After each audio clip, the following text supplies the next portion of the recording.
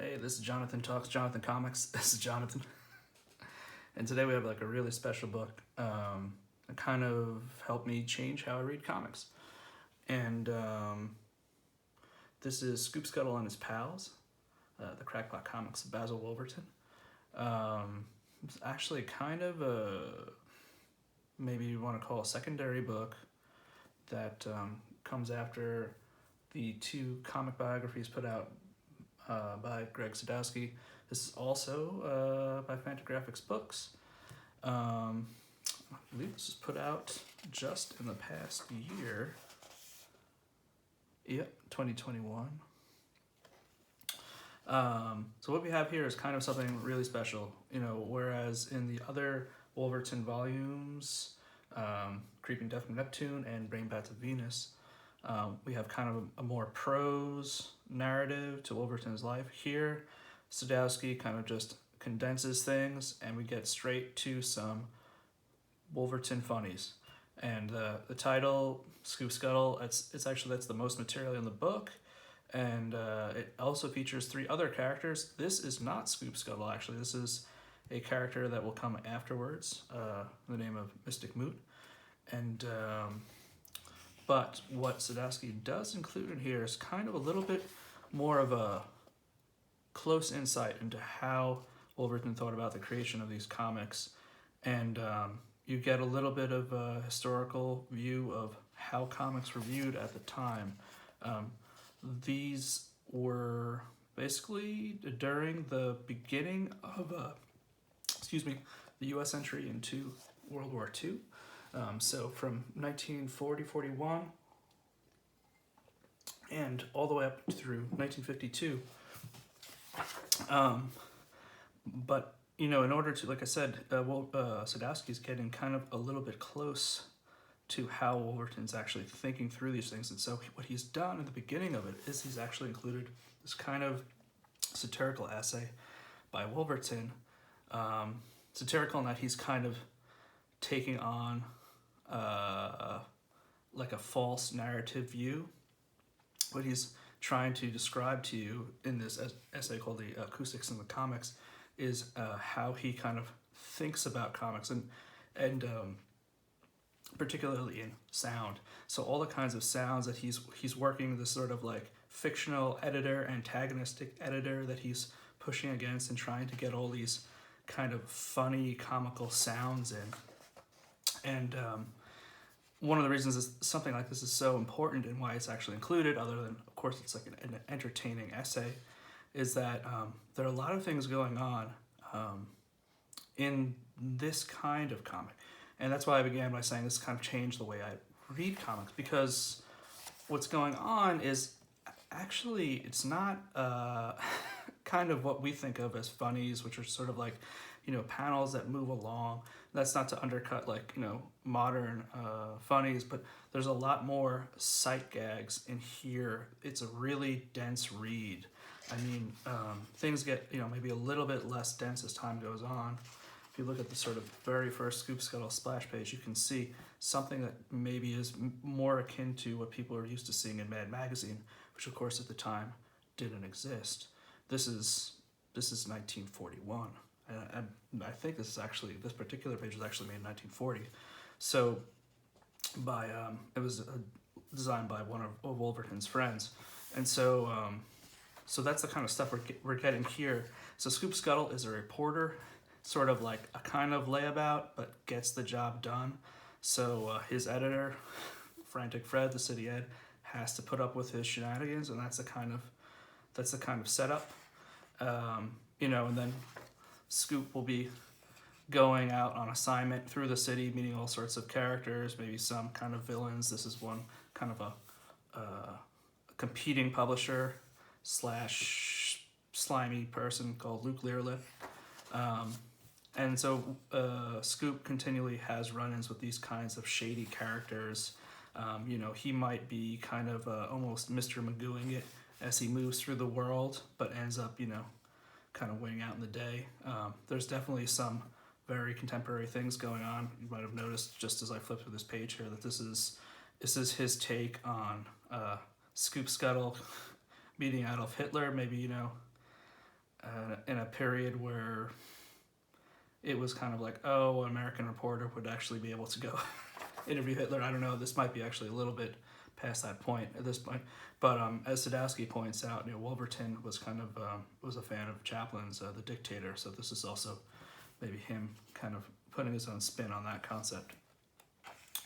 But from the biographical standpoint, what's actually going on here, and as we move through the book, is it is a very light treatment of the difficulties that Wolverton faced in publishing these comics. And so what you have at the beginning of each of these sections, there's 4 characters, 4 sections in the book are these kind of one-pagers. Well, you have some descriptive things of what was going on at the time when Wolverton was trying to get these published, maybe some light things about the various pieces, but you get kind of an idea of the people that that Wolverton was working with. So in particular, he was trying to get his stuff published, and since he was living in the Pacific Northwest and kind of sending stuff back to New York, there was this gap in communication. It wasn't ever entirely clear to him if he was getting a fair shake. So like his friend here who designed this Al Fagley, who he grew up with but lived in New York, he would send him like little tidbits. Hey, you're getting screwed out of money here. He was working through kind of a third party, like an agent, this firm called Funnies Incorporated.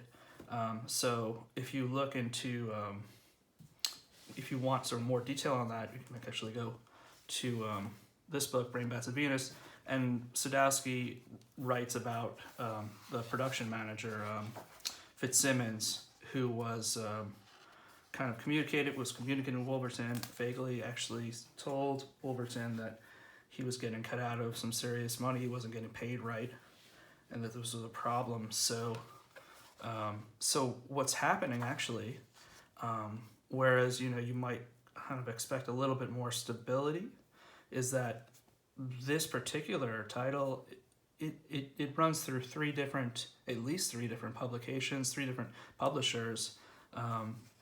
The first one he's starting to put it out is actually with this publisher, Lev Gleason, who was a remarkably stand-up figure in the comics world at that time. And we'll get to talking about him and his publishers through this book in another video, which is this massive general semi-fantagraphics. But this is sort of like Gleason was like trying to do something art-worthy, trying to stand up for people in the fields. They put out this book, which is essentially like kind of like a comic version of Look magazine.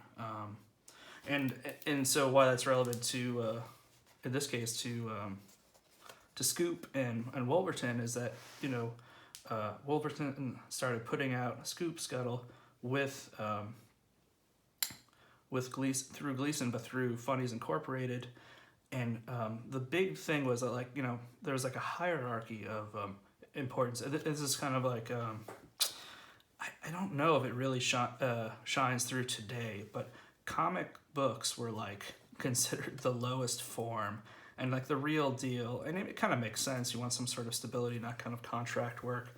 Was to get something in the syndicate. So, and Gleason had been involved in the syndicate. So at some point, because Wolverton feels like he's getting shafted from fees, Gleason suggests, hey, let's set up this thing where we're just going to cut out the middleman, and I'm going to kind of talk you up to this United Feature Syndicate, and we'll try to get your stuff published there. That kind of, and it's going to be like a big, like multi comic or funny strips deal. So, and it kind of works out in the beginning, and then it falls through. And Gleason, the stand-up guy that he was, tries to make Wolverton whole a little bit by kind of paying him what he can, and then eventually this stuff ends up getting published much later.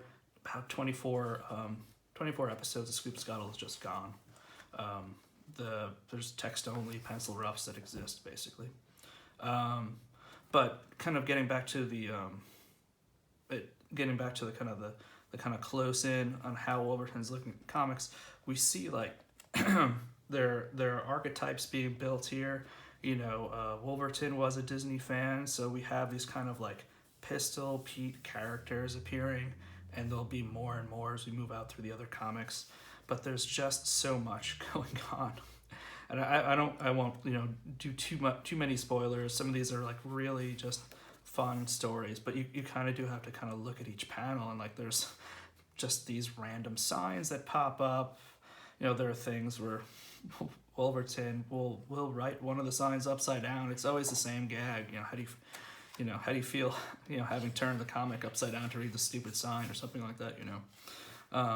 But I think what we're seeing here is kind of a preview for the stuff that we would be getting in Mad Comic from EC, Mad Magazine, and Panic, and and Wolverton had a little bit of play in those as well. Some of this stuff is like we would see from Will Elder, who was also involved in those books, and that's another great EC Artist Library title that I'll be talking through in another video. There are a lot of different kind of contemporary forces going on. Wolverton did not like he was drawing this comic called Powerhouse Pepper. It kind of featured the sort of stereotypical 1940s like kind of buxom pretty woman, and he would insert those kinds of figures here just to make fun of the stereotype essentially, which is really a kind of interesting and a little bit unusual form of satire. But moving along, this is one of my favorites. This is the Foop Goop suicide story. I won't say much about it, but it's basically there's a report of a suicide by some fellow by the name of Foop Goop. Scoop goes to investigate, and he can't figure out who the right person is because the Foop Goop clan is quite large. And anyway, and as you might have noticed, the format's changing, and that's actually because it's moving through publishers, and they're asking different things of him because of their different requirements or different expectations for their titles. So, again, this is probably one of Wolverton's greatest characters. It's almost a shame. We could probably say it about a lot of things in his career that it didn't get to continue. It didn't get to syndication because, as a lot of the people who were publishing it, thought as well. There's something great about this character. So, it's kind of appropriate that that Sadowski decided let's feature this character because he really is a lesser known and not celebrated enough character. And starting the stuff you're maybe seeing here is that there's a lot of work being done by Sadowski, and I don't know if he's doing this alone, but there's a lot of work being done to restore these comics that, it's got to be a labor of love. Obviously, Sadowski is maybe under some sort of contract with Fantagraphics to put these books out, but there have been so many editions of comics like this, and even particularly Wolverton, that you can find them, through Amazon or wherever it is you're buying these kinds of books, and they're just like basically copies of the newsprint. The line work and the color restoration is just not there. But anyway, so I'll maybe go a little bit quicker through the other characters in this book. With it, obviously this is Mystic Moot.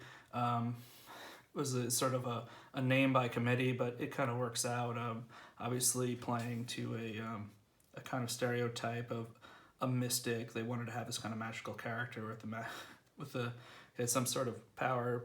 Wolverton's side, it was his nose. He's clearly, they're kind of doing, for the time, a parody stereotype of a Sikh that only kind of is made apparent other than his turban and a few times, he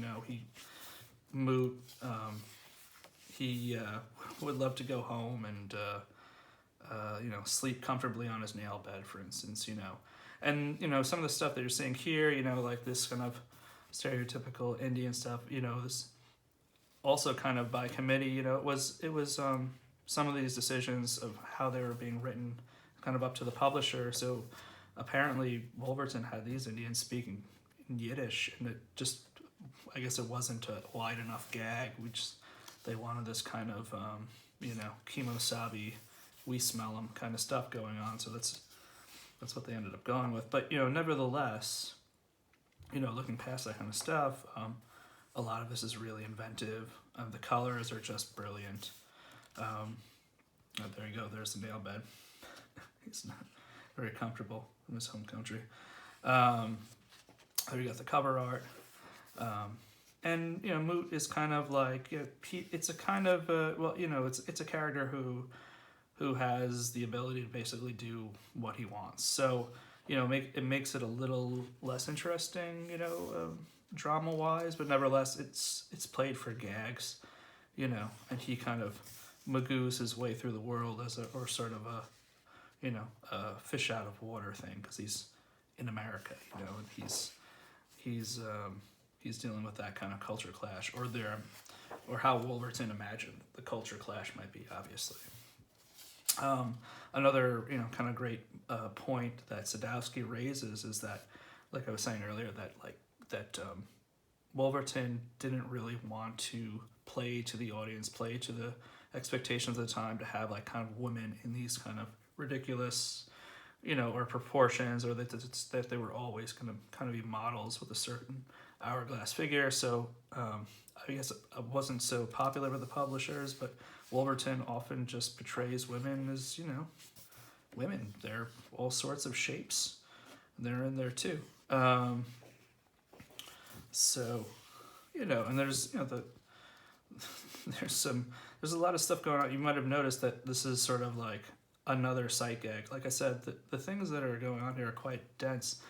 The sight gag being like, anybody who's doing something funny is often wearing some sort of checkerboard fabric. And if we go back to Scoop, we see him often in these suits, and they're also often changing color. And some of that's to the ability of the printing house to get those out, but some of it's just like, oh, like, look at this guy, he's wearing this like ridiculous red and white, or it's in the banner, but anyway. So kind of movie, the book itself is kind of chronological. It documents Wolverton's attempts to get stuff published. Frequently what we see is that he tries to get something published as a syndicated work, and it doesn't sell whatsoever, and he has to rework it in a number of ways. He tries to sell it to comic books, and he gets a bite, In this case, for the next character, though, Bing Bang Buster, we see a return of Gleason once again, and Gleason and his two editors, Bureau and Wood, who we just saw in that book Tops, they decide, hey, we like your kind of Western comedy character, who he's renamed, I think, once or twice, who becomes Bing Bang Buster, and so they put him out, and consistently, actually, for the first time in this entire book, through this title, Black Diamond Western, and this is 1949 through 1950. And kind of, again, just like Moot, Buster can kind of do what he wants. He has a talking horse. He is basically a superhero in a Western. It's not really ever explained. It's just, once again, it's almost like sight gags. We're moving now into the Western genre. And the characters they kind of have their own personalities. Obviously, Buster is not quite Scoop Scuttle or Moot, but nevertheless, it's kind of a continuing, similar way of viewing satire. And like I was saying, here's once again the Pistol Pete villain, again and again. But probably one of the more interesting ones, and here we can see first introduction of a sci-fi element, is that the last character, which is Jumpin Jupiter. Once again, a character that was reworked after a failed attempt at syndication. kind of only very briefly published, and it's kind of like a sad ending. And that basically there was a very eager publisher. They were looking for something that can balance out their sci-fi comic. This Weird Tales of the Future. This was Stanley P. Morse was the publisher, and Wolverton started sending the stuff in. Publisher was like loved it, really wanted to support Wolverton, and basically just once again left him hanging with money. Owed him about $2,400. Wolverton kind of gave up after a while, asked for just to settle for $5,000, and the publisher just sent him like one check, kind of apologetically, and it's not even clear there were any other checks that followed. But in the very least, Sadowski has done an excellent job of restoring it, in particular this first one where he has access to the original photo stats, and this is just a really fun take, and a very imaginative take on sci-fi in the early 1950s. And the first episode is just wonderfully ridiculous. This board of soup company executives, they're in trouble. They need a way of selling their soup to more audiences, and they call on this kind of Little Prince character, this Jumpin Jupiter, who lives on this little tiny asteroid. He's going to help, and he searches the solar system for clientele for them, going from planet to planet. So I think these are the people from Mercury. These are the people from Venus, and unfortunately, all their volcanoes spew soup. So even though they love soup, it's free on the planet. Anyway, it's just a lot of fun stuff, and I think also you get to see a kind of Wolverton was famous for doing these kind of weirdly contorted sci-fi characters, and but not all the time. It wasn't always kind of goofy like this. So this is a really a short-lived but a really fun chance to see some of that brilliant Wolverton art in action. Anyway, I think I've talked long enough about this. It's just an amazing book.